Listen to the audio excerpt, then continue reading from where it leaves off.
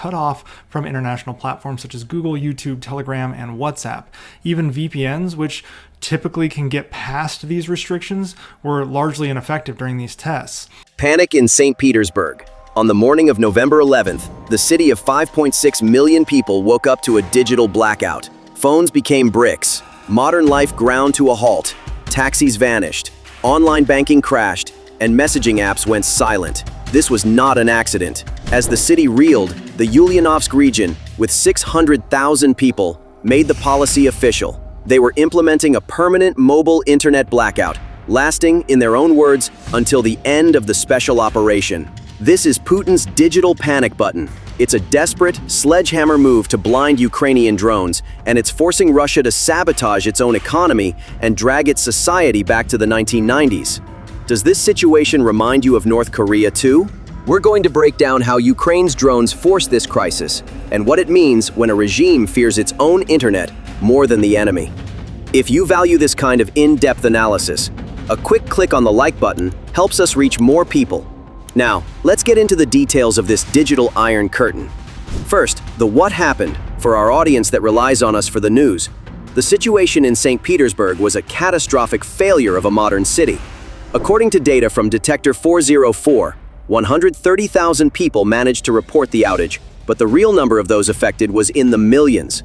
This wasn't just slow internet. It meant food delivery services stopped, and finding a taxi became impossible. But the Ulyanovsk case, first reported by the Moscow Times, is the real smoking gun. This is the first region to announce a permanent outage until the end of the war, a war that Putin himself admits has no end date. This is the true face of the special operation for ordinary Russians, an indefinite future without access to the modern world. The Kremlin tried to manage this, claiming they had a whitelist of essential services that would still work, like the Gosuslugi state portal. But investigative journalists at iStories exposed this as a lie. Residents in Ulyanovsk reported that most whitelisted platforms, including Russia's search giant Yandex and its social network VK, didn't work. Even the e-commerce site Ozon crashed. This brings us to the why it matters deep analysis. Why would Putin inflict this level of chaos on his own people? The answer is simple. He is terrified, and he is admitting defeat. The Kremlin is panicking over the devastating success of Ukraine's long-range drones. As a recent Time analysis highlighted, and reported by Charter 97, Ukraine may actually be winning the deep energy war.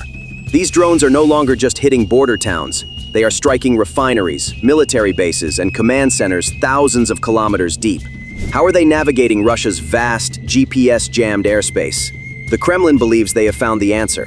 The drones are using Russia's own civilian mobile internet infrastructure, the 4G and 5G networks, to get last-minute target confirmations, coordinate swarm attacks, and navigate with pinpoint precision. This is asymmetric warfare perfection. Ukraine has turned Russia's greatest domestic strength, its advanced digital infrastructure, into its greatest military vulnerability. And what is Putin's high-tech solution to this sophisticated threat? A sledgehammer. Instead of a scalpel to find the vulnerability, he is using a club to smash the entire system. Instead of shutting off one compromised cell tower, he is pulling the plug on entire cities of millions. This is a clear admission that he cannot compete technologically. He cannot stop the drones, so he is sacrificing his own civilian economy to hide from them. Let's truly grasp the scale of this self-sabotage. Russia, especially its major cities, had built a digital ecosystem more advanced than many in the West. It was a cashless society. People paid for coffee with their phones and rode the metro with digital cards. Putin's hammer just fell on his own source of pride. When the internet went down, POS terminals in stores displayed no connection. People were forced to abandon full grocery carts. Russians suddenly had to hunt for cash, but in a cashless society, who carries it? This triggered a deep genetic fear in the Russian people. The memory of 1991 and 1998, when their savings evaporated overnight. This fear led to a rational response, a bank run. Financial analysts monitoring Russian bank data reported a 700 billion ruble surge in cash withdrawals as huge queues formed at the few working ATMs. The most painful irony? The National Payment System, MIR. This was Putin's sovereign alternative to VISA and MCAST or DART, his proof that sanctions didn't matter.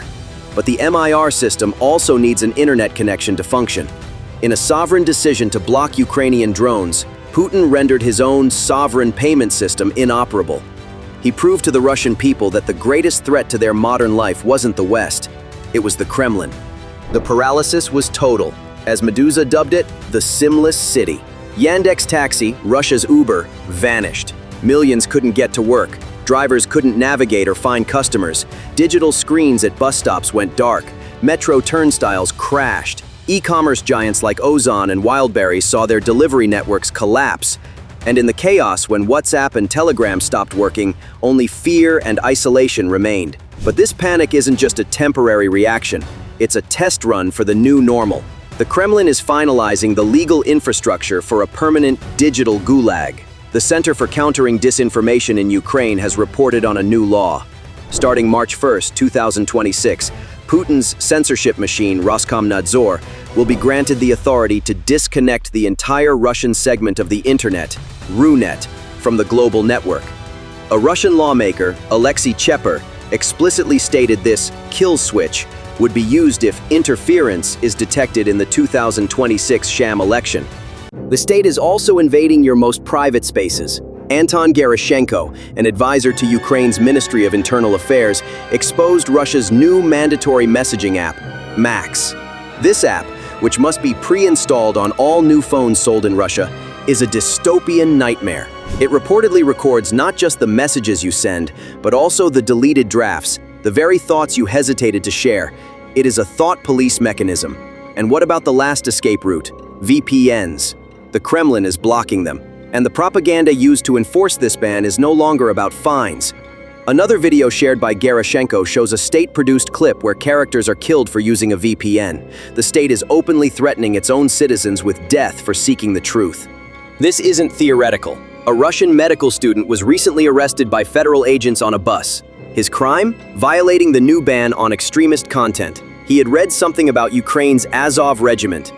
The surveillance is instant and total. When you put all these pieces together, the picture is terrifying. Putin, under the pretext of protecting Russia from drones, is actually protecting his regime from the truth. He fears the information virus from within more than the drones from without. The state's priorities are now nakedly exposed. Russian officials promise that while civilian internet is cut, state propaganda channels and state banks will remain accessible. The message is clear. As long as you receive our propaganda, it doesn't matter if you go hungry. As long as you hear the state, it doesn't matter if you can't access your money. This is the ultimate strategic backfire. Ukraine, by sending a few drones, has forced Putin to sabotage his own economy, his own banking system, and his own civil society. The war is no longer on the front line. It's in every Russian citizen's pocket, in that phone that has just become a brick. That 700 billion ruble bank run, that desperate scramble for cash, was just the immediate economic shock. Now, we are witnessing the permanent policy response. Putin's drone panic is no longer just a temporary, reactive measure. It is being codified into Russia's new digital reality. What was chaos is becoming control. What was a tactic is becoming the law of a new digital Gulag. The evidence for this permanent shift comes from a new raft of policies that expose just how terrified the Kremlin has become. As reported by RBC Ukraine and PC Mag, Russia is now implementing a radical, almost medieval policy of isolation. The new plan, citing drone and espionage concerns, involves hitting anyone entering the country with a mandatory 24-hour mobile internet blackout. Let's pause and truly understand what this means. You are a tourist, a business traveler, or perhaps even a Russian citizen returning home. The moment you land at an airport in Moscow or St. Petersburg, your phone, your connection to the modern world, is digitally bricked for 24 hours. You cannot access your hotel reservation. You cannot contact your family. You cannot access your online bank. You cannot call a Yandex taxi. This is not a technical glitch. This is a deliberate policy of state-enforced helplessness. Why? Because the FSB and the Kremlin have become so paranoid that they now view every single person entering the country as a potential vector for attack. They fear that a phone carried by a random traveler could be used by Ukrainian intelligence, HUR, to feed targeting data, act as a beacon for saboteurs, or coordinate an attack. This 24-hour cooling-off period is designed to sever any potential link between an outside agent and an internal asset. It is the ultimate admission of internal fragility. The regime is so insecure that it must treat every single visitor as an enemy agent until proven otherwise. And this localized panic is rapidly scaling into a nationwide strategy. The blackouts in St. Petersburg and Ulyanovsk, which we detailed earlier, were not isolated tests. According to new reports from RBC Ukraine, Russia is now facing massive rolling internet blackouts in 10 different regions as part of this new state control mechanism. This is the beta test for the 2026 kill switch, which we also warned about. They are stress testing the whitelisting system, the one that we already know failed catastrophically in Ulyanovsk, where Yandex and VK crashed. They are deliberately normalizing the idea that the internet is not a right, but a privilege that the state can revoke at any time, in any region, for national security. This brings us to the endgame. This is why all of this is happening. As a stunning analysis from the Arctic Today lays out, we are witnessing the birth of the new Russian internet. And its features are simple. It is closed, censored, and secure. That word, secure, is the key. It means secure for the regime. It means secure from the Russian people. It means secure from the truth. Putin's true goal here is not, and has never been, just about stopping drones.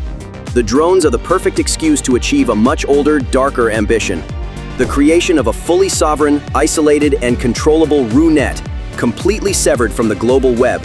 He is using the physical fear of Ukrainian drones to justify building a digital prison against the virus of Western information. This is the ultimate self-sabotage.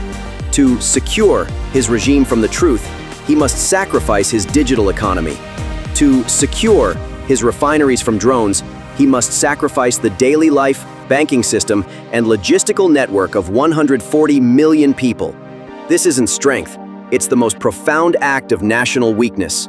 The Kremlin is not building a fortress. It is sealing a tomb. The panic that began with drones in the sky has now resulted in a policy of total information darkness on the ground.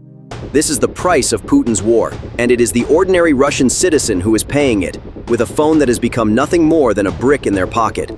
This, then, is the endgame. The 24-hour blackouts, the sovereign RuNet, the mandatory Max spy app, and the death threats for using VPNs are not isolated acts of panic.